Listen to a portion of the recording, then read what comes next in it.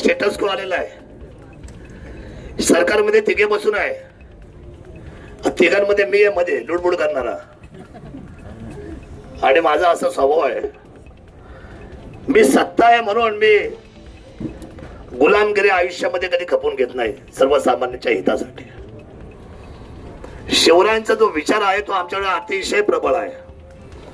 ज्या वेळेला बिबट सफारी बारामतीला चालली होती त्यावेळेला सत्तेमध्ये मुख्यमंत्री आदरणीय उद्धवजी होते, पालकमंत्री अजितदादा होते आणि मी जिल्हा प्रमुख होतो. कुणाचा? शिवसेनेचा. पण एवढं कडक उद्योग करून एवढं उपोषण जोर केलं, तुम्ही सर्वांनी साथ दिली. जवळजवळ 50-60 हजार लोक त्या 8 दिवसामध्ये पासआउट झाले.